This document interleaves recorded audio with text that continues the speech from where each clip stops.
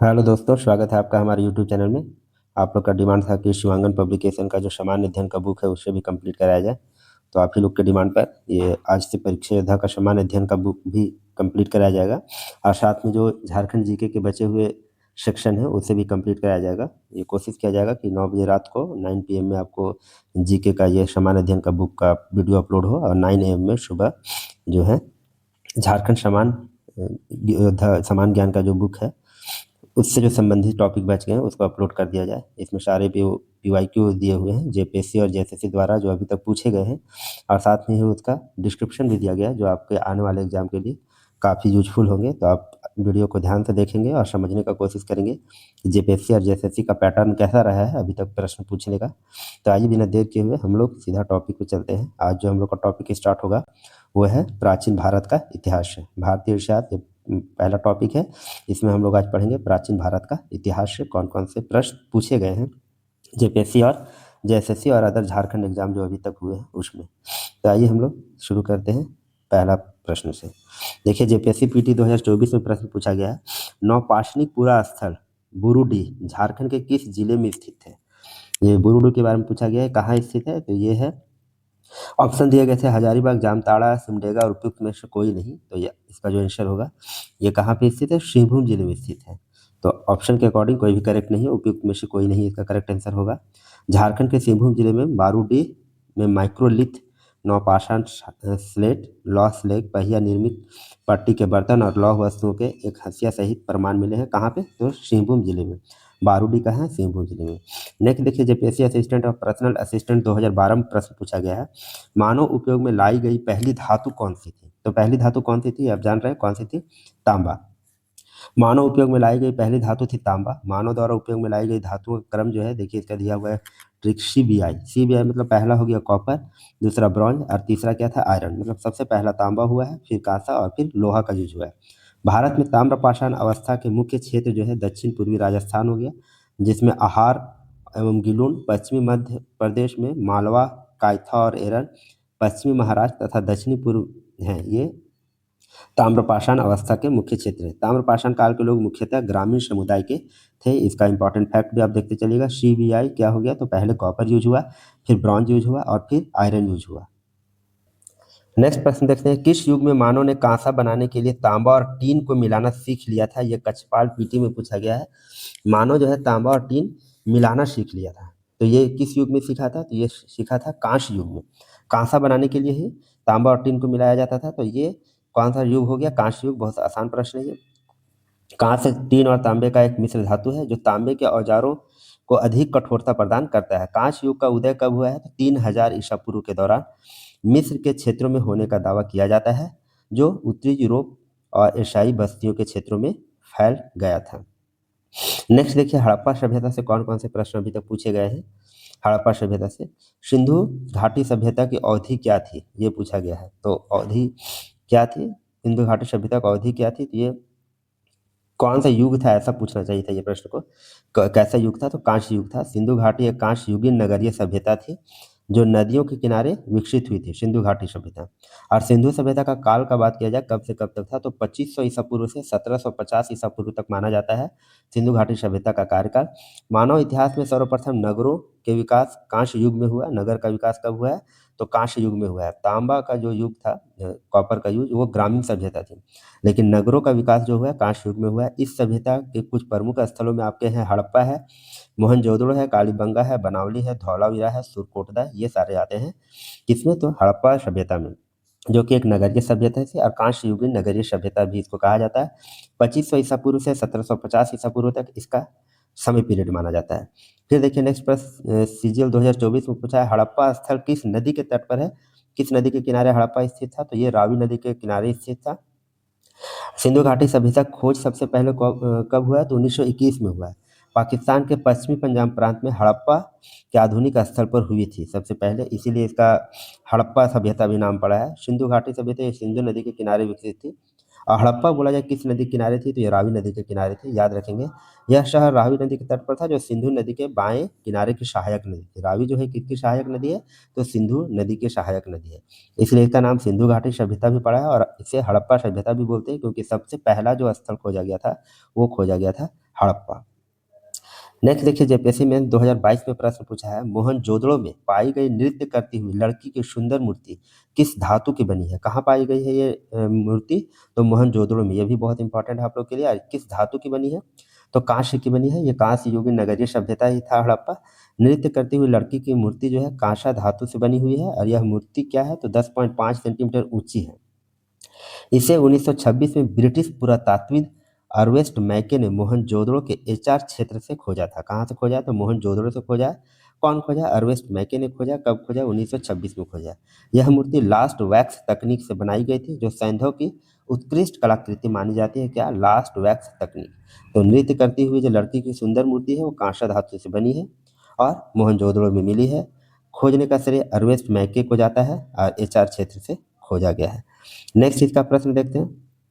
भारत में हड़प्पा का वृहत स्थल के बारे में पूछा है जेपीएससी पीटी 2016 में।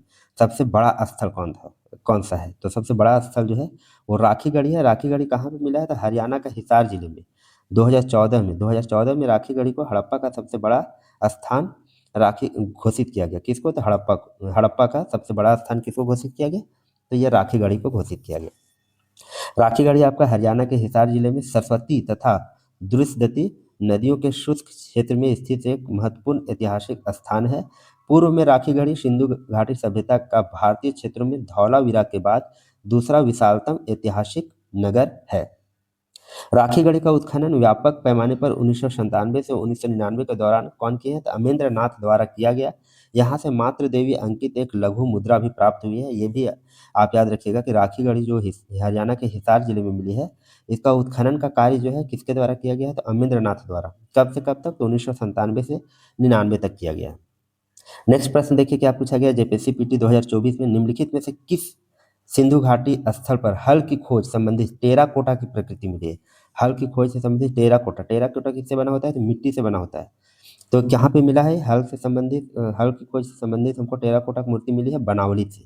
बनावली से हल की खोज बनावली में हुई थी। देखिए जो भारत के हरियाणा में स्थित है। बनावली भी कहाँ स्थित है, तो हरियाणा में। राखीगढ़ी भी कहाँ था, तो हरियाणा का हिसार जिला में। बनावली उन कई स्थलों में से एक है जहाँ हड़प्पा सभ्यता की कलाकृतियां और अवशेष पाए गए हैं। बनावली में टेराकोटा। टेराकोटा क्या होता है, मिट्टी का बना होता है। हल की खोज हड़प्पा लोगों की कृषि पद्धतियों और प्रौद्योगिकी के बारे में बहुमूल्य जानकारी प्रदान करता है। हल का जब हम लोग को पता चला टेराकोटा में, तो इससे हम लोगों को कृषि पद्धति के बारे में, हड़प्पा सभ्यता की कृषि पद्धति के बारे में हम लोग को जानकारी मिलता है। नेक्स्ट देखिए प्रश्न क्या पूछा गया सीजीएल 2024 में। ये प्राचीन स्थल और पुरातात्विक खोज जो है एक तरफ दिए हुए थे। प्राचीन स्थल आपका लोथल दिए हैं, फिर कालीबंगा है, धौलावीरा है, बनावली है। अब पुरातात्विक खोज दिया हुआ है कि जुता हुआ खेत कहाँ से मिला, गोदीबाड़ा या फिर बंदरगाह जिसको बोलते हैं डॉकयार्ड, ये कहाँ से मिला है। टेराकोटा हल की प्रकृति कहाँ मिली, अभी हम लोग टेराकोटा देखिए ये बनावली से मिली है। लोथल जो था बंदरगाह था। हड़प्पा लिपि के 10 बड़े आकार के चिन्हों वाला शिलालेख कहाँ से मिला है। ये सारे दिए हुए हैं ऑप्शन आपके पुरातात्विक खोज और इधर प्राचीन स्थल। इसका हम लोग करेक्ट आंसर देख लेते हैं। लोथल जो है यहाँ पे क्या खोज हुआ है, तो गोदीबाड़ा या बंदरगाह या डॉकयार्ड आप जो बोल सकते हैं। कालीबंगा से आपको जुता हुआ खेत मिला है। धौलावीरा से क्या मिला है, हड़प्पा लिपि के 10 बड़े आकार के चिन्हों वाला एक शिलालेख मिला है। और बनावली से टेराकोटा के हल की प्रतिकृति मिली है। देखिए एक तरह से रिपीटेड प्रश्न हो गया। टेराकोटा की हल की प्रतिकृति पिछले पिछले क्वेश्चन में भी हम लोग देखे बनावली से मिली है। हल की प्रतिकृति कहाँ से मिली है, बनावली से। और जुता हुआ खेत, ये दोनों आप लोग साथ में रखेंगे। बनावली और कालीबंगा से मिला है जुता हुआ खेत।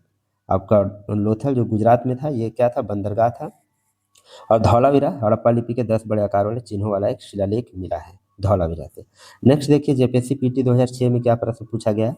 भारत में चांदी की उपलब्धता के प्राचीनतम साक्ष्य मिलते हैं। तो चांदी की उपलब्धता के जो प्राचीनतम साक्ष्य मिलते हैं वो कहाँ से मिलते हैं, हम लोग को हड़प्पा संस्कृति से। भारत में चांदी के सर्वप्रथम प्राचीनतम साक्ष्य जो है हम लोगों को कहाँ से मिला है, तो हड़प्पा काल से ही मिला है। इस काल में स्वर्ण की अपेक्षा क्या है, तो चांदी का प्रचलन ज़्यादा था। चांदी मुख्यतः राजस्थान के जावर और अजमेर से प्राप्त होती थी। ये भी याद रखेंगे, राजस्थान में जावर खान जो है वहाँ से हम लोगों को चांदी और अजमेर से प्राप्त होती थी।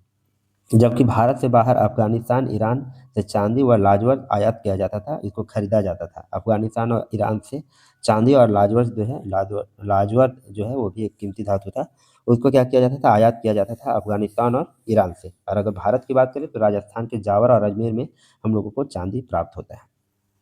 नेक्स्ट देखिए, जेपीएससी डिप्टी कलेक्टर में पूछा गया है, सिंधु घाटी सभ्यता निम्न में से किससे संबंधित और व्यापार करती थी। ये ऑप्शन दिए हुए पर्शिया है, मिस्र है, मेसोपोटामिया है। तो आपको पता होना चाहिए कि सिंधु घाटी सभ्यता में इन सारी जगहों से व्यापार होता था। सिंधु घाटी सभ्यता का संबंध पारसिया, फारस, मेसोपोटामिया, इराक और मिस्र से था। भारत चांदी व टीन का आयात ईरान से करता था। अभी हम लोग ऊपर देखे थे कि चांदी का आयात अफगानिस्तान और ईरान से होता था। मेसोपोटामिया का भीलोक में मेलुहा के साथ व्यापार के प्रमाण मिले हैं। साथ ही दो मध्यवर्ती व्यापार केंद्र दिलमुन एवं माकन का उल्लेख मिलता है। कहाँ? मेसोपोटामिया में।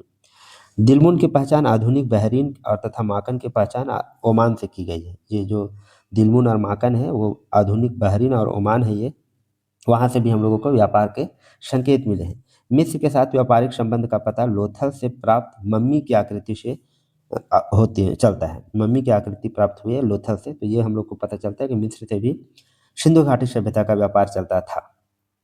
नेक्स्ट प्रश्न देखिए, जेपीएससी मेंस 2024 में पूछा गया है, निम्नलिखित हड़प्पाई शहरों में से कौन अपने आकर्षक और अनूठे जल संचयन एवं प्रबंधन के लिए जाना जाता था। जल संचयन और प्रबंधन के लिए कौन हड़प्पा शहर जाना जाता था, तो वो जाना जाता था कौन? धौलावीरा। धौलावीरा क्या है? एक हड़प्पाकालीन शहर है जो बांधों की एक श्रृंखला बनाकर जुड़े हुए जलाशयों में पानी को प्रवाहित करके जल संचयन और प्रबंधन की अपनी विस्तृत प्रणाली के लिए प्रसिद्ध है। ये कौन है? तो धौलावीरा। ये हड़प्पा सभ्यता से प्रश्न पूछे गए थे झारखंड के विभिन्न एग्जामों में, जो अभी हम लोग को देखे, साथ ही उसका डिस्क्रिप्शन देखे, इससे आप एक आइडिया लेके तैयारी को अपना बूस्ट कर से चल सकते हैं। नेक्स्ट देखिए, टॉपिक जो हम लोग का है वैदिक संस्कृति। वैदिक संस्कृति से कौन कौन से प्रश्न पूछे गए हैं। जेपीएससी एई में पूछा गया है, सबसे प्राचीन वेद के बारे में पूछा गया। ये बहुत आसान सा प्रश्न आप लोग के लिए। सबसे प्राचीन वेद की बात किया जाए तो वो ऋग्वेद है।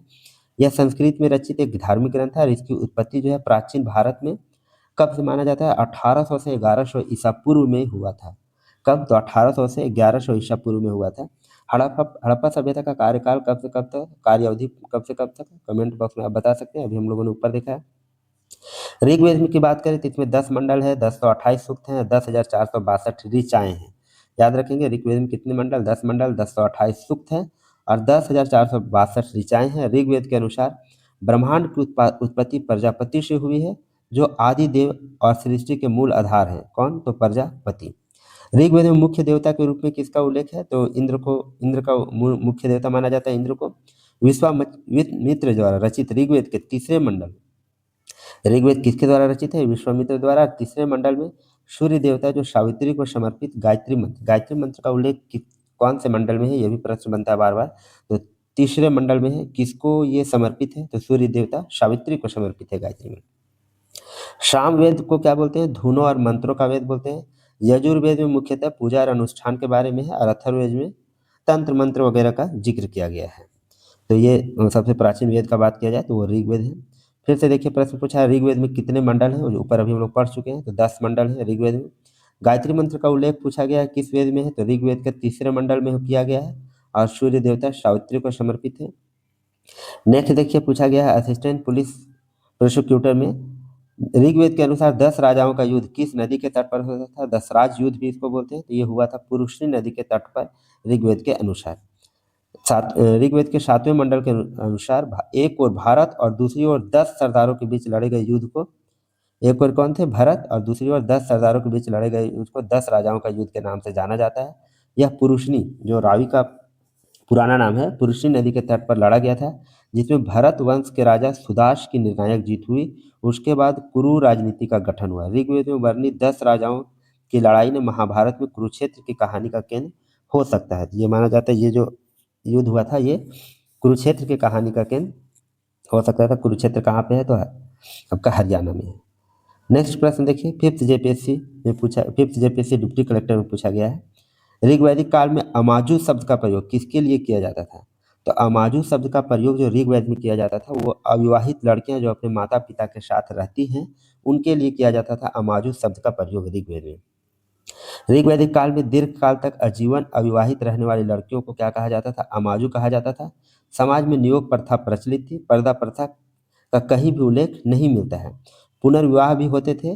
विधवा स्त्री अपने देवर या अन्य पुरुष से विवाह कर सकती थी। शतपथ ब्राह्मण में पत्नी को क्या कहा गया? अर्धांगिनी। अर्धांगिनी किस ब्राह्मण में क्या गया कहा गया है? तो शतपथ ब्राह्मण में। अमाजु क्या हो गया? तो अविवाहित लड़कियां जो रहती थी माता पिता के साथ। देखिए पर्दा प्रथा का यहाँ पर आचरण नहीं था। अब पुनर्विवाह भी कर सकती थी स्त्रियां। विधवा स्त्री अपने देवर या अन्य पुरुष से विवाह कर सकती थी। ये ऋग्वेद में छूट मिला हुआ था। जेपीएससी पीटी 2008 में प्रश्न पूछा गया, निम्नलिखित ऋग्वैदिक देवताओं में से किसे अक्सर अतिथि की उपाधि देकर संबोधित किया जाता था? अतिथि की उपाधि किसको देकर संबोधित किया जाता था? तो ये किया जाता था अग्नि को।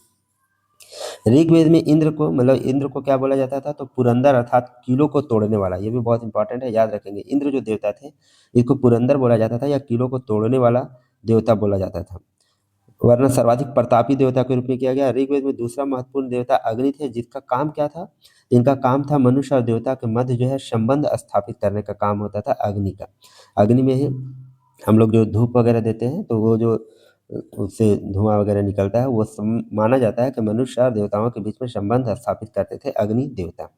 मध्यस्थता नहीं माना था। ऋग्वेद में अग्नि को अतिथि की उपाधि देकर संबोधित किया जाता था। अग्नि को देवी देवताओं का मुख माना जाता था। क्या? ऋग्वेद में अग्नि को देवी देवताओं का मुख माना जाता था। अतिथि की उपाधि दी जाती थी।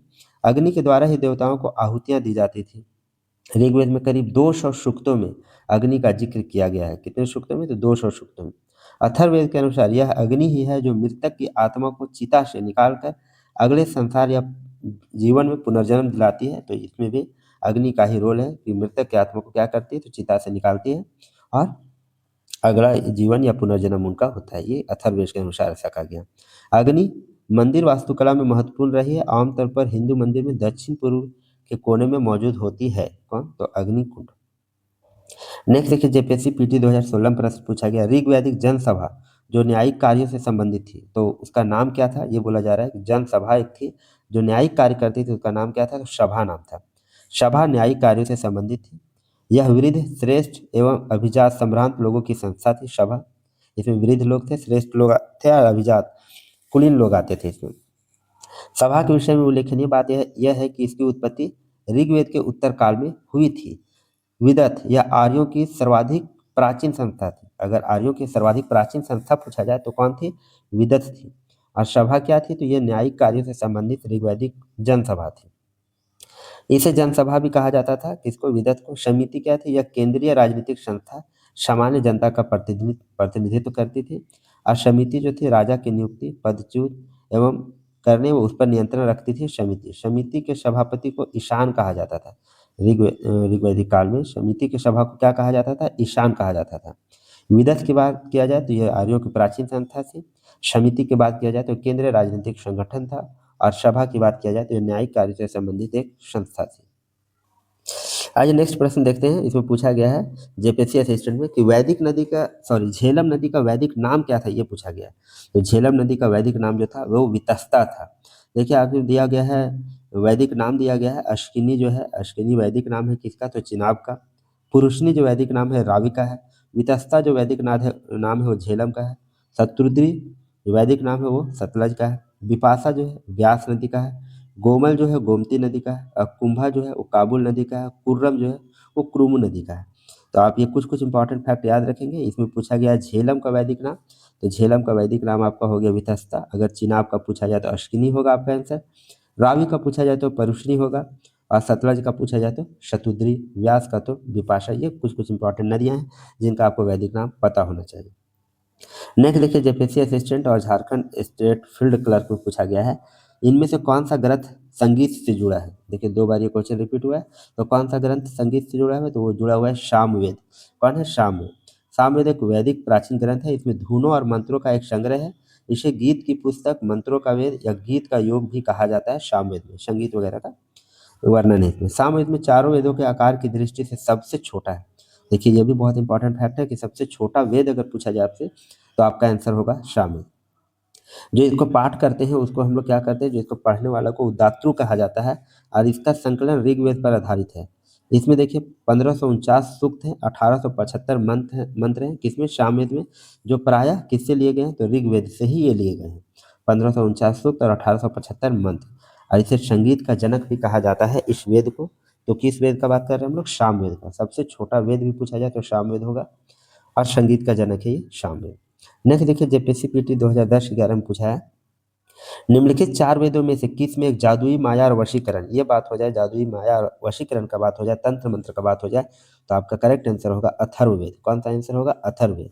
अथर्ववेद को जादुई नियमों का वेद भी कहा जाता है। इसमें धार्मिक रीति रिवाज, अंधविश्वास, चिंता के संदर्भ में जादुई तंत्र मंत्र, शैतान के कारण उत्पन्न बीमारियों का उपचार करने हेतु मंत्र, जड़ी बूटियां, औषधि के रूप में प्रकृति से प्राप्त होने वाले औषधीय खुराकों का वर्णन है। तो तंत्र मंत्र, जादू, नियम, जो भी टोना टोटका सबसे संबंधित जो वेद है वो है अथर्ववेद। देखिए फिर है सत्यमेव जयते, उक्त किस उपनिषद से ली गई? ये बहुत फेवरेट क्वेश्चन है, बार बार एग्जाम में आता है। तो ये लिया गया है मुंडकोपनिषद से। किससे लिया गया है? मुंडकोपनिषद। भारत का राष्ट्रीय आदर्श वाक्य जो भारत के प्रतीक चिन्ह के नीचे है, क्या लिखा हुआ है? सत्यमेव जयते, जो मुंडकोपनिषद से लिया गया है। इसका अर्थ है सत्य की ही जीत होती है। मुंडकोपनिषद क्या है? तो हिंदू धर्म को के 108 उपनिषदों में मुक्तिका सिद्धांत के रूप में नंबर 5 के रूप में सूचीबद्ध किया गया है। कौन? मुंडकोपनिषद। जो 108 उपनिषद है उसमें 5वां नंबर का उपनिषद है वो है मुंडकोपनिषद। इसमें मुक्ति का सिद्धांत दिया गया है, मुक्ति का सिद्धांत इसमें दिया गया है, और ये देवनागरी लिपि में भी लिखा गया है। मुंडकोपनिषद याद रखेंगे, 5वें नंबर का उपनिषद है ये, देवनागरी लिपि में लिखा गया है। नेक्स्ट प्रश्न देखिए, SIPT 2017 में प्रश्न पूछा गया है, भारत के प्रतीक के आधार प्लेट के नीचे अंकित सत्यमेव जयते लिया गया। देखिए प्रश्न रिपीट हुआ है, तो मुंडकोपनिषद से लिया गया है। पुराणों की संख्या पूछी गई है नेक्स्ट क्वेश्चन में, JPSC assistant and personal assistant 2012 का एग्जाम जो हुआ था, तो पुराणों की संख्या ली गई, पूछी गई है। तो पुराणों की संख्या कितनी होती है? 18। विष्णु पुराण के अनुसार पुराणों की संख्या कितनी है? 18 है। और ये कौन कौन है? तो ब्रह्म पुराण है, पद्म पुराण है, विष्णु पुराण है, शैव पुराण है, वायु पुराण है, भगवत पुराण है, नारद पुराण है, मार्कंड पुराण है, अग्नि पुराण है, भविष्य पुराण है, ब्रह्म वैवर्त है पुराण है, लिंग पुराण है, वराह पुराण है, स्कंद पुराण है, वामन पुराण है, कुर्म पुराण है, मत्स्य पुराण है, गरुड़ पुराण है और ब्रह्मांड पुराण है। ये 18 पुराण जो है विष्णु पुराण के अनुसार पुराणों की संख्या जो है 18 है। पुराणों के रचयिता देखिए, ये बहुत इंपॉर्टेंट है, लोमहर्ष और उनके पुत्र जो थे उग्रश्रवा, ये माने जाते हैं पुराणों के रचयिता। ये भी प्रश्न आपसे पूछा जा सकता है, पुराणों के रचयिता कौन है? तो लोमहर्ष और उनके पुत्र जो है उग्रश्रवा, ये माने जाते हैं। अधिकांश पुराणों की रचना जो है 3री-4थी शताब्दी में की गई है। कब हुई है इसकी रचना? तो 3री से 4थी शताब्दी में माना जाता है कि सृष्टि का रचनाकार ब्रह्मा जी ने सर्वप्रथम प्राचीनतम धर्म ग्रंथ की रचना की, और उसी को क्या बोला जाता है? उसे पुराण नाम से जाना जाता है। नेक्स्ट प्रश्न देखिए क्या पूछा गया, जेपीएससी असिस्टेंट 2012 में पूछा गया, धर्मशास्त्र के अंतर्गत आते हैं। तो इसमें धर्म सूत्र, स्मृतियां और टीकाएं ये सारे आते हैं धर्मशास्त्र के अंतर्गत। ये आसान सा प्रश्न है। धर्मशास्त्र प्राचीन धर्म सूत्र ग्रंथों पर आधारित है जो स्वयं वेदों की साहित्यिक परंपरा से निकलते हैं। धर्मशास्त्र के अंतर्गत देखिए धर्मसूत्र, स्मृति, टीकाएं, भाष्य और निबंध आते हैं। प्रमुख धर्मसूत्र आपस्तम्भ, गौतम बोधायन और विशिष्ट हैं। सूत्रों में गौतम सूत्र से सबसे प्राचीन माना गया है। सूत्रों में अगर बात करें तो गौतम धर्मसूत्र जो है ये सबसे प्राचीन है, और स्मृतियों में सबसे प्राचीन जो माना गया है वो मनु स्मृति को माना गया है। सूत्र में सबसे प्राचीन कौन हो गए? तो ये हो गए गौतम धर्मसूत्र। और अगर बात करें स्मृति का तो सबसे प्राचीन है मनु स्मृति। ये वैदिक धर्म से संबंधित प्रश्न जो आपके विभिन्न एग्जाम में आए हुए थे, ये हम लोगों ने अभी देखा। अब जो हम लोग स्टार्ट करने वाले हैं वो धर्म से संबंधित, बौद्ध धर्म, जैन धर्म, भगवत एवं शैव धर्म से संबंधित कौन कौन से प्रश्न आए हैं। इसमें सबसे पहला टॉपिक है हम लोग का बौद्ध धर्म। बौद्ध धर्म से देखते हैं कौन कौन सा प्रश्न अभी तक झारखंड में पूछा गया है। पीजीटी 2018 में पूछा गया, गौतम बुद्ध का जन्म स्थान निम्नलिखित में से कौन सा है? तो गौतम बुद्ध का जन्म स्थान कौन सा था? तो लुम्बिनी। गौतम बुद्ध का जन्म कहाँ पे हुआ था? तो लुम्बिनी में। और कब हुआ था? 563 ईसा पूर्व में कपिल वस्तु के लुम्बिनी नामक स्थान में हुआ था। इनके पिता का बात करें तो पिता का नाम था शुद्धोधन, जो शाक्य गण के मुखिया थे। और माता का बात करें तो माता थी इनकी माया देवी। पिता शुद्धोधन थे, माता माया देवी थी। 563 ईसा पूर्व में कपिल वस्तु के लुम्बिनी में जन्म हुआ गौतम बुद्ध का। और इनकी मृत्यु बुद्ध के जन्म, इनकी माँ जो थी, इनकी मृत्यु, जो माँ की मृत्यु हुई बुद्ध के जन्म के 7वें दिन ही हो गई, जिसके कारण इनका जो लालन पालन हुआ है कौन की है? इनकी मौसी की है, जिनका नाम था प्रजापति गौतमी, या फिर उनको सौतेली माँ कह सकते हैं। सौतेली माँ और मौसी जो थी प्रजापति गौतमी ने इनका लालन पोषण किया। और इनके बचपन का नाम पूछा जाए तो सिद्धार्थ था। अब बुद्ध का विवाह 16 वर्ष की उम्र में यशोधरा से हुआ, और पुत्र का नाम पूछा जाए तो ये राहुल था। ये हम लोग गौतम बुद्ध से संबंधित फैक्ट देखें। नेक्स्ट देखिए, प्रश्न पूछा गया जेपीएससी असिस्टेंट में, इनमें से किसे एशिया का ज्योतिपुंज नाम से जाना जाता है? तो एशिया का ज्योतिपुंज, लाइट ऑफ एशिया कहा जाता है किनको? तो गौतम बुद्ध को कहा जाता है। गौतम बुद्ध को ज्योतिपुंज प्रकाश कहा जाता है एशिया का, या फिर लाइट ऑफ एशिया। यह बुद्ध के जीवन पर सर एडविन अर्नाल्ड जो था द्वारा लिखी गई पुस्तक का शीर्षक है लाइट ऑफ एशिया। कौन लिखे हैं? देखिए, sir Edwin Arnold. Mahatma Buddha का जन्म वैशाख पूर्णिमा के दिन, यह हम लोग देख लिए, 563 ईसा पूर्व में और नेपाल स्थित कपिलवस्तु के लुम्बिनी नामक ग्राम में हुआ था। देश के बारे में पूछा जाए तो नेपाल में हुआ था इनका। थर्ड जेपीएससी पीटी 2008 में प्रश्न पूछा है, जातक से संबंधित वर्णन सही है। तो जातक क्या है? तो जातक जो है बुद्ध के पूर्व जन्मों की कथा है। ये जातक कथाएं जो है बौद्ध धर्म के शुद्ध पिटक के अंतर्गत खुदिनकाय का 10वां भाग है। जातक कथाएं क्या है? तो भगवान बुद्ध के पूर्व जन्म की कथाएं हैं इनमें दिया हुआ। विश्व के प्राचीनतम लिखित कहानियां जातक कथाएं हैं, जिसमें लगभग 600 कहानियां की संग्रह की गई है। इन कथाओं में मनोरंजन के माध्यम से नीति और धर्म को समझाने का प्रयास किया गया है। किसके माध्यम से? तो जातक कथाएं के माध्यम से। नेक्स्ट देखिए, जेपीएससी एई 2020 और जेपीएससी पीटी 2013 में 2 बार क्वेश्चन रिपीट हुआ है कि बुद्ध ने अपना पहला उपदेश कहाँ दिया। ये बहुत आसान सा क्वेश्चन है। तो कहाँ दिया था पहला उपदेश? सारनाथ में। बुद्ध ने लगातार 49 दिनों के ध्यान के बाद 528 ईसा पूर्व में पूर्णिमा के दिन बोध गया बिहार में एक पीपल पेड़ के नीचे बोधि ज्ञान, मतलब उनको ज्ञान प्राप्त हुआ था पीपल पेड़ के नीचे बोध ज्ञान। ज्ञान प्राप्ति के बाद बुद्ध ने अपना पहला उपदेश अपने 5 शिष्यों को उत्तर प्रदेश के बनारस शहर के पास सारनाथ में एक हिरन उद्यान में दिया था। किस उद्यान में? हिरन उद्यान में दिया था। इस घटना को हम लोग बोलते हैं धर्म चक्र परिवर्तन। ये याद रखेंगे कि पहला उपदेश इन्होंने कहाँ दिया? तो सारनाथ में दिया, उत्तर प्रदेश के बनारस में स्थित है। वहाँ पे अपने 5 शिष्यों को ये अपना उपदेश दिए थे। हिरन उद्यान वहाँ पे था, और उसको हम लोग बोलते हैं जो है पहला उपदेश जो है दिए, उसको हम लोग बोलते हैं धर्म चक्र परिवर्तन। ये भी प्रश्न बहुत बार पूछा जाता है, तो बिल्कुल ध्यान रखने की आवश्यकता है। नेक्स्ट प्रश्न देखिए, यमक बुद्ध पिटक से संबंधित है। यमक जो है बुद्ध पिटक के किस पिटक से संबंधित है? शुद्ध पिटक, विनय पिटक या अभिधम पिटक है? तो यमक जो है ये संबंधित है अभिधम पिटक से। बुद्ध भगवान के नैतिक उपदेशों का संग्रह, नैतिक उपदेश का संग्रह है। यमक, अपमाद, चित्त आदि में दिया गया है। इनका नैतिक उपदेश जो था ये संग्रह है यमक। यमक क्या है? तो याद रखेंगे, तो बुद्ध के नैतिक उपदेशों का संग्रह है। अभिधम पिटक में बौद्ध धर्म के दर्शन और सिद्धांत से युक्त है। बौद्ध साहित्य को त्रिपिटक, 3 पिटक में बांटा गया है बौद्ध साहित्य को। तो शुद्ध पिटक है, विनय पिटक और अभिधम पिटक कहा जाता है। अभिधम पिटक के 7 ग्रंथ है, जिस कारण इसे सप्तकरण कहते हैं। ये भी इंपॉर्टेंट है, याद रखेंगे। अभिधम पिटक को हम लोग क्या कहते हैं? तो सप्तकरण कहते हैं। क्यों कहते हैं? क्योंकि इसमें 7 पिटक है, 7 ग्रंथ है। त्रिपिटक में बांटा गया है इसको, शुद्ध पिटक, विनय पिटक और अभिधम पिटक। नेक्स्ट प्रश्न देखते हैं। आइए हम लोग नेक्स्ट प्रश्न देखते हैं। थर्ड जेपीएससी पीटी में पूछा गया है। क्या पूछा गया? स्तूप से संबंधित है। तो स्तूप संबंधित आपका किससे है? तो स्तूप संबंधित है महापरिनिर्वाण से। महात्मा बुद्ध के जो जीवन की घटनाएं हैं उनसे संबंधित कुछ प्रतीक हैं और उनको कुछ स्पेशल नाम दिया गया है, ये हम लोगों को देखना है। तो जन्म से संबंधित जो घटना है उसका जो प्रतीक है वो कमल का फूल है। गृह त्याग जब ये किए तो उस घटना को बोला गया महाभिनिष्क्रमण, और इसका जो प्रतीक था वो घोड़ा था। ज्ञान की प्राप्ति जब हुई तो वो उस घटना को बोला गया महाबोधि, और इसका प्रतीक के रूप में बोधि वृक्ष का यूज होता है। प्रथम उपदेश जब इन्होंने दिया तो उसे बोला जाता है धर्म चक्र परिवर्तन, और इसका जो प्रतीक है वो चक्र है। मृत्यु जब हुई तो उस घटना को बोला जाता है महापरिनिर्वाण, और इसका प्रतीक है स्तूप। नेक्स्ट क्वेश्चन देखिए, जेपीएससी असिस्टेंट में पूछा गया है। स्तूप जहां बुद्ध अथवा उनके मुख्य शिष्यों के शारीरिक और कायिक अवशेष रखे जाते थे को क्या बोला जाता था? उसको बोला जाता था शरीरिका। क्या बोला जाता था? शरीरिका। जहाँ पे क्या हो जाते थे? तो बुद्ध और उनके मुख्य जो शिष्य थे उनके शारीरिक अस्थि को रखा जाता था।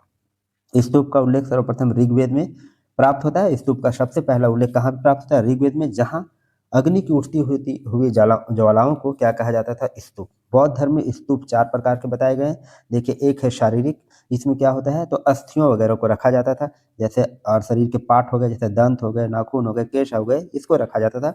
शारीरिक जो स्तूप है। दूसरा है पराभौगिक, इसमें क्या है? बुद्ध द्वारा उपयोग में लाई गई जो वस्तुएं हैं उनको रखा गया है परिभौगिक स्तूप में, जैसे भिक्षा पात्र हो गया, चरण पादुका हो गया, आसन हो गया, ये बुद्ध के द्वारा उपयोग में लाई जाती थी, और इसको रखा गया पारिभौगिक स्तूप में।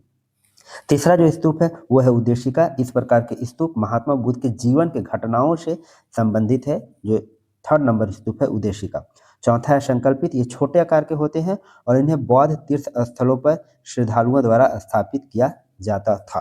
क्या करता था, ये छोटे तरह स्तूप थे जो श्रद्धालुओं द्वारा स्थापित किया जाता था। नेक्स्ट क्वेश्चन देखिए, जेपीएससी असिस्टेंट में पूछा गया है, हीनयान बौद्ध साहित्य का प्रमुख ग्रंथ जो है वो किस भाषा में लिखा गया है। तो बौद्ध धर्म जो है चतुर्थ बौद्ध संगति के बाद हीनयान और महायान दो संप्रदाय में बट गया था। तो हीनयान जो संप्रदाय था उसमें जो बौद्ध साहित्य लिखे गए किस भाषा में लिखे गए, तो पाली भाषा में लिखे गए। हीनयान बौद्ध धर्म का एक प्रमुख संप्रदाय है और इस संप्रदाय के सभी ग्रंथ जो है आपके पाली भाषा में लिखे गए। हीनयान मूर्ति पूजा एवं भक्ति में विश्वास नहीं रखते, इनकी साधना पद्धति बहुत ही कठोर थी और इनका आदर्श जो है अहर्त पद प्राप्त करना है, ये मूर्ति पूजा वगैरह में विश्वास नहीं करते थे। जहाँ पे महायान जो है मूर्ति पूजा या बुद्ध की मूर्ति पूजा में विश्वास करते थे। नेक्स्ट प्रश्न जेपीएससी पीटी 2006 में पूछा गया है, बौद्ध धर्म के महायान और हीनयान संप्रदायों में सर्वाधिक मौलिक अंतर निम्नलिखित में से कौन सा है, यही पूछा गया है। तो क्या अंतर है मौलिक अंतर, तो पूजा पाठ को लेकर मौलिक अंतर है, देवी देवताओं की पूजा से संबंधित जो अंतर है यही मौलिक अंतर है महायान और हीनयान संप्रदाय के बीच। सबसे बुनियादी जो बड़ा बुनियादी अंतर है वो देवी देवताओं की पूजा है। महायान बोधिसत्वों का कार्य करता है, जबकि हीनयान का मानना है कि बुद्ध एक व्यक्ति थे जिन्होंने निर्वाण के मार्ग की खोज की, इसलिए पूजा में विश्वास नहीं करते थे, वो मूल शिक्षा का अनुसरण करते थे, जबकि महायानी जो है वो बुद्ध की मूर्ति पूजा करते थे। नेक्स्ट क्वेश्चन देखिए, सीजीएल 2024 में पूछा गया, कश्मीर में कनिष्क के संरक्षण में चौथी बौद्ध संगति हुई थी, उसके उपाध्यक्ष का नाम पूछा गया है। तो 4 बौद्ध संगतियां हुई है अभी तक, और किसके संरक्षण में हुई थी, कनिष्क के कुछ कश्मीर के कुंडल वन में हुई थी। इसके अध्यक्ष का पूछा जाता तो अध्यक्ष इसके वसुमित्र थे, लेकिन पूछा गया उपाध्यक्ष, कौन थे उपाध्यक्ष, अश्वघोष। चौथी बौद्ध संगति का आयोजन कुषाण शासक कनिष्क के संरक्षण में कब 98 ईस्वी में कश्मीर के कुंडल वन में किया गया था और वसुमित्र ने इस संगति की अध्यक्षता की, जबकि अश्वघोष जो से इस सभा के उपाध्यक्ष थे। बौद्ध धर्म और बौद्ध धर्म जो है महायान और हीनयान दो संप्रदाय में बट गया था, यही चतुर्थ बौद्ध संगति जो 98 ईस्वी में हुआ है कश्मीर में। देखिए 4 बौद्ध संगतियां अभी तक हुई है। प्रथम बौद्ध संगति, इसका आयोजन 483 ईसा पूर्व में हुआ और ये स्थान जहाँ पे हुआ है राजगिर था, राजगिर, और ये महाकश्यप इसके अध्यक्ष थे और शासनकाल जो था उसमें वो अजातशत्रु का था। द्वितीय बौद्ध संगति की बात करें तो 383 ईसा पूर्व में हुआ है, लगभग 100 साल बाद, और स्थान वैशाली है और अध्यक्ष जो है इसके हैं शाबाकामी, और शासन काल की बात करें तो कालाशोक थे। तृतीय बौद्ध संगति की बात करें तो 250 ईसा पूर्व में पाटलिपुत्र पटना में हुआ। मोगलीपुत्र तुष जो थे ये इसके अध्यक्ष थे और इसका शासन काल उसमें चल रहा था वो अशोक का था। चतुर्थ बौद्ध संगति जो 98 ईस्वी में हुआ कुंडल वन में हुआ कश्मीर में, अध्यक्ष थे वसुमित्र, अश्वघोष, और इसका शासन काल जो था वो कनिष्क का था। नेक्स्ट देखिए प्रश्न पूछा गया जेपीएससी पीटी 2013 में, सुल्तानी युग में बौद्धों की कौन सी शाखा सबसे प्रभावशाली थी। तो सुल्तानी युग में जो सबसे ज्यादा प्रभावशाली शाखा थी वो थी वज्रयान। वज्रयान सुल्तानी युग में सबसे प्रभावशाली बौद्ध शाखा थी। इसके सिद्धांत मंजूश्री, मुल्कल्प, गुहा समाज नामक ग्रंथों में मिलते हैं। वज्रयान शाखा ने भारत से बौद्ध धर्म के पतन का मार्ग प्रशस्त किया। ये क्या कार्य किया, तो भारत से बौद्ध धर्म का पतन स्टार्ट हुआ। यह तांत्रिक बौद्ध धर्म का रूप है जो भारत में मध्यकाल के दौरान विकसित हुआ है। वज्रयान शास्त्रों के अनुसार आत्मज्ञान के 3 मार्ग हैं और 3 मार्ग में है बताया गया है हीनयान, महायान और वज्रयान है आत्मज्ञान के 3 मार्ग, ये बोला गया वज्रयान शास्त्रों के अनुसार। तो याद रखें वज्रयान शास्त्र शाखा के कारण भारत से बौद्ध धर्म का पतन प्रारंभ हुआ है। जेपीएससी पीटी 2006 में प्रश्न पूछा है, गंधार शैली की मूर्ति कला में बुद्ध का सारनाथ में हुए प्रथम धर्मोपदेश से संबंध मुद्रा का नाम पूछा गया है। तो हम लोग यही पढ़े अभी, जो प्रथम उनका उपदेश था उनको बोला गया था धर्म चक्र परिवर्तन, तो उसका नाम क्या है, धर्म चक्र परिवर्तन। ये हम लोग पिछले क्वेश्चन में देखे। गंधार शैली की मूर्ति कला में बुद्ध के सारनाथ में हुए प्रथम धर्म उपदेश चक्र में मुद्रा नाम से जाना जाता है। गंधार शैली में निर्मित बुद्ध की मूर्तियां काले स्लेटी पाषाण, चूने तथा पक्की मिट्टी से बने हैं। इनमें बुद्ध की विभिन्न मुद्राओं को दर्शाया गया। कुषाण काल को गंधार शैली का स्वर्ण युग माना जाता है। इस काल पर रोमन तथा यूनानी कला का भी प्रभाव है। गंधार कला जो है वो यूनानों के संपर्क में, जो यूनान जो है भारत के संपर्क में आए तभी ये विकसित हुआ था, कौन, गंधार शैली। नेक्स्ट देखिए असिस्टेंट प्रोसिक्यूटर पब्लिक प्रोसिक्यूटर में पूछा गया है, नालंदा विश्वविद्यालय किसके लिए प्रसिद्ध था। तो ये जो नालंदा विश्वविद्यालय प्रसिद्ध था ये बौद्ध दर्शन के लिए प्रसिद्ध था। किसके लिए प्रसिद्ध था, बौद्ध दर्शन के लिए। नालंदा प्राचीन भारत में उच्च शिक्षा का सर्वाधिक महत्वपूर्ण और विख्यात केंद्र था। महायान बौद्ध धर्म के इस शिक्षा केंद्र में हीनयान बौद्ध धर्म के साथ ही अन्य धर्मों के साथ अनेक देशों के छात्र पढ़ते थे। 7वीं शताब्दी में भारत के इतिहास को पढ़ने आए थे कौन? चीनी यात्री आए थे ह्वेनसांग और इतिशंग का यात्रा विवरण से इस विश्वविद्यालय के बारे में विस्तृत जानकारी मिलती है। ह्वेनसांग और इतिशंग के यात्रा विवरणों से वो क्या क्यों आए थे? तो भारत के इतिहास पढ़ने के लिए आए थे। चीनी यात्री जो ह्वेनसांग था 7वीं शताब्दी में यहाँ पे विद्यार्थी के रूप में आया और शिक्षक के रूप में भी यहाँ पे कार्य किए हैं। प्रसिद्ध बौद्ध शारिपुत्र का जन्म यहीं हुआ है। ठीक है, कहाँ पे हुआ है? प्रसिद्ध बौद्ध शारिपुत्र का जन्म नालंदा में ही हुआ है। इस टॉपिक की तरफ बढ़ते हैं जो जिसका नाम है जैन धर्म। अब हम लोग देखने वाले हैं कि जैन धर्म से कौन कौन से प्रश्न पूछे गए हैं झारखंड में अभी तक। मार्केट सुपरवाइजर एग्जाम 2007 में पूछा गया। प्रथम तीर्थंकर के बारे में पूछा गया। प्रथम तीर्थंकर जैन धर्म के कौन थे? तो ये प्रथम तीर्थंकर ऋषभ देव थे। उनको आदिनाथ भी कहा जाता है ऋषभ देव को। नेक्स्ट देखिए जेपीएससी एई 2020 में पूछा है दिगंबर एवं श्वेतांबर दो मुख्य संप्रदाय हैं, किसके हैं? तो ये जैन धर्म के हैं। हीनयान और महायान किसके थे? बौद्ध धर्म के थे। दिगंबर और श्वेतांबर जो थे ये जैन धर्म के दो मुख्य संप्रदाय हैं। दिगंबर नग्न अवस्था में रहते थे और श्वेतांबर जो है श्वेत वस्त्र धारण करते थे। नेक्स्ट देखते हैं हम लोग जैन धर्म दो संप्रदायों में विभाजित है। पहला दिगंबर और श्वेतांबर। भद्रबाहु ने जैन धर्म के दिगंबर संप्रदाय की स्थापना की। कौन? भद्रबाहु। जबकि स्थूलभद्र जो थे वे श्वेतांबर संप्रदाय की स्थापना की। स्थूलभद्र श्वेतांबर एस से दोनों नाम है, याद रखेंगे। यह विभाजन मुख्यतः क्यों हुआ? तो मगध में एक अकाल पड़ा था जिसके कारण क्या हुआ कि भद्रबाहु के नेतृत्व में एक समूह जो था जैनियों का वो दक्षिण भारत की तरफ पलायन कर गया और ये कहलाए दिगंबर। दिगंबर संप्रदाय के लोग आचार्य विशाखा के वंश से संबंधित है और जो यहीं पर रह गए वो स्थूलभद्र के साथ यहीं पे रह गए उसको श्वेतांबर संप्रदाय के लोग बोलते हैं। और श्वेतांबर दिगंबर संप्रदाय के लोग क्या करते हैं? आकाश वस्त्रधारी कोई वस्त्र धारण नहीं करते। जबकि श्वेतांबर वाले जो स्थूलभद्र के समर्थक थे वो सफेद वस्त्र धारण करते थे। जो दिगंबर दक्षिण भारत की तरफ चले गए वो दिगंबर थे, वो कोई वस्त्र धारण नहीं करते थे। नेक्स्ट देखिए जेपीएससी पीटी 2010-11 में पूछा गया अनेकांतवाद निम्नलिखित में से किसका क्रोध सिद्धांत एवं दर्शन है? तो अनेकांतवाद जो है किसका क्रोध सिद्धांत है? जैन मत का, याद रखेंगे। अनेकांतवाद जैन धर्म का सबसे महत्वपूर्ण और मूलभूत सिद्धांतों में से एक है। अनेकांतवाद की मान्यता है कि भिन्न भिन्न कोणों से देखने पर सत्य और वास्तविकता भी अलग अलग समझ में आती है। ये अनेकांतवाद का मानना है कि अगर आप भिन्न भिन्न एंगल से देखें तो सत्य और वास्तविकता भी अलग अलग समझ में आएगी। अनेकांतवाद को सप्तभंगी ज्ञान भी कहा जाता है। दर्शन के क्षेत्र में जैन धर्म ने स्यादवाद का प्रतिपादन किया जो प्राचीन भारतीय दार्शनिक व्यवस्था की एक अमूल्य निधि मानी जाती है। कौन? स्यादवाद। नेक्स्ट देखिए सीजीएल 2024 में प्रश्न पूछा है अनुव्रत की अवधारणा का समर्थन किसने किया?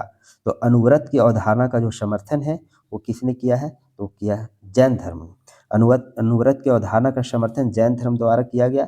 जैन धर्म एक प्राचीन भारतीय धर्म है जो अहिंसा, सत्य, अस्तेय, ब्रह्मचार्य, अपरिग्रह पर जोर देता है। अनुव्रत जिसका अर्थ है छोटी प्रतिज्ञाएं, छोटी छोटी प्रतिज्ञाएं, कम प्रतिज्ञा और उसको फॉलो करना, ये जोर देता है जैन धर्म। अनुव्रत, तो अनुव्रत किसका समर्थन है? तो अनुव्रत जो है अवधारणा वो जैन धर्म से संबंधित है, याद रखेंगे। नेक्स्ट देखिए जेपीएससी असिस्टेंट में पूछा गया 2012 में जैन ग्रंथों की रचना इनमें से किस भाषा में हुई है? तो जैन ग्रंथों की रचना जो है प्राकृत भाषा में हुई है। ये ध्यान रखेंगे, प्राकृत भाषा में जैन ग्रंथों की रचना हुई। प्रारंभिक जैन साहित्य की रचना अर्धमगधी भाषा में की गई थी परंतु बाद में जैन ग्रंथों की रचना जो थी वो प्राकृत भाषा में। प्रारंभिक जैन साहित्य जो थे अर्धमगधी भाषा में थे लेकिन बाद के जितने भी जैन ग्रंथ हैं सारे के सारे प्राकृत भाषा में। और जैन साहित्य को क्या कहा जाता है? तो आगम कहा जाता है। जैन साहित्य को आगम कहा जाता है। अब आइए हम लोग देखते हैं विविध धर्म से संबंधित कौन कौन से प्रश्न बने हैं अभी तक पूछे गए। 7th जेपीएससी पीटी 2021 में पूछा है चावार्क दार्शनिक प्रणाली जो है वो किससे संबंधित है? तो इसको क्या कहा जाता है? चावार्क दार्शनिक प्रणाली को लोकायत प्रणाली भी कहलाती है, ये प्रश्न पूछा गया। चावार्क दार्शनिक प्रणाली को लोकायत प्रणाली भी कहा जाता है। इसका विकास का बात करें तो लगभग 600 ईसा पूर्व में हुआ था। इसने सभी अलौकिक दावों, सभी धार्मिक प्राधिकारों, धर्म ग्रंथों को अस्वीकार कर दिया। इसमें कहा गया कि जीवन में परम अच्छाई आनंद है, परम अच्छाई आनंद है। सभी धर्म ग्रंथों को यह अस्वीकार कर दिया। कौन? तो चावार्क दार्शनिक प्रणाली। इसमें भौतिक जगत की अवधारणा और अवलोकन पर जोर दिया गया। भौतिक जगत की अवधारणा पर इसमें जोर दिया गया जो बुद्ध के सिद्धांतों और जैन धर्म के सिद्धांतों के एकदम विपरीत था। इस प्रणाली के संस्थापक की बात करें तो चावार्क थे, इन्होंने बृहस्पति सूत्र पर लेख लिखा है। किन्होंने? चावार्क ने। नेक्स्ट देखिए जेपीएससी एई में पूछा गया अजीवक संप्रदाय के संस्थापक कौन थे। अजीवक संप्रदाय के संस्थापक जो थे मक्खली गोशाल जो थे, ये अजीवक संप्रदाय के संस्थापक थे। अजीवक दुनिया की प्राचीन दर्शन परंपरा में भारतीय जमीन पर विकसित हुआ पहला नास्तिकवादी या भौतिकवादी संप्रदाय था। भारतीय दर्शन और इतिहास के अध्येताओं के अनुसार मक्खली गोशाल को अजीवक संप्रदाय के संस्थापक, 24वें तीर्थंकर और नियतवाद का प्रवर्तक दार्शनिक माना जाता है। किसको? मक्खली गोशाल को, जो अजीवक संप्रदाय के संस्थापक हैं। जैन और बौद्ध शास्त्रों ने अजीवकों को के तीर्थंकर के रूप में मक्खली गोशाल का उल्लेख करते हुए बुद्ध और महावीर का प्रबल विरोधी माना है। किनको? तो मक्खली गोशाल को, जो अजीवक संप्रदाय के संस्थापक हैं। जैन और बौद्ध ग्रंथों में इनका वर्णन मक्खली गोशाल, जबकि महाभारत के शांति पर्व में मंकी ऋषि के रूप में इनका वर्णन मिलता है। देखिए कुछ दर्शन है और उनके रचयिता दिए हुए जो आपको याद रखना है। चावार्क दर्शन के रचयिता चावार्क हो गए, सांख्य दर्शन के रचयिता हो गए कपिल, और न्याय दर्शन के हो गए गौतम, वैशेषिक दर्शन के कनाद या उलुक बोलिए, योग दर्शन के महर्षि पतंजलि, और पूर्व मीमांसा के जैमिनी, और उत्तर मीमांसा के हैं बदरायन। इस सारे के सारे बहुत इंपॉर्टेंट है, आपको बिल्कुल ध्यान रखना है। सांख्य दर्शन बहुत बार पूछा गया, न्याय दर्शन पूछा गया है बहुत बार, योग दर्शन भी बहुत बार पूछा गया क्वेश्चन, आप ध्यान रखेंगे। 7th जेपीएससी पीटी 2021 में प्रश्न पूछा है शैव संतों के लेखन के संग्रह को पांचवा वेद भी समझा जाता है और उपरोक्त संग्रह का नाम क्या है। शैव संतों का ये लेखन का संग्रह है और इसका नाम क्या है, तो तिरुमुराई। क्या नाम है? तिरुमुराई, जिसे पांचवा वेद भी समझा जाता है। तिरुमुराई क्या है? 6ठी से 11वीं शताब्दी तक तमिल भाषा में शिव की स्तुति गीतों, भजनों या 12 खंडों का संग्रह है। इसकी रचना जो किया गया है 63 नयनार संतों ने की है। इससे तिरुमुराई की रचना तमिल भाषा में है और 11वीं शताब्दी में इसका मिलान किया गया। बाद में इसे तमिल शैव सिद्धांत के धर्म ग्रंथ संग्रह का एक हिस्सा बनाया गया, जो अखिल भारतीय तांत्रिक परंपरा का विशिष्ट भक्ति उन्मुख स्कूल था। कवि सेक्युलर ने पेरियापुरम की रचना की, जो नयनार संतों की एक जीवनी है, जिसे पांचवा वेद के रूप में सम्मानित किया गया था। याद रखेंगे, जो शैव संतों के लेखन का संग्रह को पांचवा वेद समझा जाता है, उसका नाम है तिरुमुराई। नेक्स्ट है पीजीटी 2018 में पूछा है निम्नलिखित में से किस सिख गुरु ने गुरुमुखी लिपि को प्रारंभ किया। तो गुरुमुखी लिपि को प्रारंभ करने वाले जो दूसरे सिख गुरु थे, गुरु अंगद देव, इन्होंने गुरुमुखी लिपि का प्रारंभ किया था। गुरुमुखी लिपि प्रारंभ किया था और क्या है, तो दूसरे सिख गुरु थे गुरु अंगद देव। बाएं से दाएं लिपि लिखी जाती है। लिपि सिख धर्म ग्रंथ प्रमुख ग्रंथ गुरु ग्रंथ साहिब गुरुमुखी लिपि में ही लिखा गया। किस लिपि में लिखा है? गुरुमुखी लिपि। फिर देखिए शाही में 2017 में पूछा है कि सिख खालसा स्थापित किया गया था। तो खालसा, जो सिख खालसा स्थापित किया गया था, ये गुरु गोविंद सिंह के द्वारा किया गया था। सिखों के 10वें एवं अंतिम गुरु जो थे गुरु गोविंद सिंह जी ने 1699 में व्यक्तिगत गुरुत्व के सिद्धांत को खत्म कर खालसा की स्थापना की। कब की? तो 1699 में। 10वें और अंतिम गुरु थे गुरु गोविंद सिंह, जिस कारण सिखों को विशिष्ट वेशभूषा, केस, कंघा, कृपान, कड़ा, कच्छ आदि धारण करना होता था खालसा की स्थापना के बाद। गुरुत्व के सिद्धांत खत्म होने के बाद सिखों की पवित्र पुस्तक ग्रंथ साहिब ने धर्म का स्थान ले लिया। गुरु गोविंद सिंह की मृत्यु के बाद गुरु की परंपरा ही समाप्त हो गई और इनके शिष्य बंदा बहादुर ने सिखों का नेतृत्व संभाला। खालसा की स्थापना दिवस सिखों द्वारा वैशाखी के त्यौहार के रूप में मनाया जाता है। 1699 में खालसा की स्थापना किया गया, गुरु गोविंद सिंह द्वारा किया गया। सिखों के 10वें और अंतिम गुरु जो थे। आज तक हम लोग वीडियो को यहीं पर पॉज करते हैं। नेक्स्ट सेशन में हम लोग 16 महाजनपद एवं मगध का उत्थान देखेंगे और नेक्स्ट सेशन में जो प्राचीन भारत का इतिहास है उसे पूरा कंप्लीट करने का कोशिश भी करेंगे। धन्यवाद। अगर वीडियो आपको अच्छी लग रही हो, जानकारी को लाइक लग रही हो, तो चैनल को लाइक करें, सब्सक्राइब करें और दोस्तों तक जरूर शेयर करें।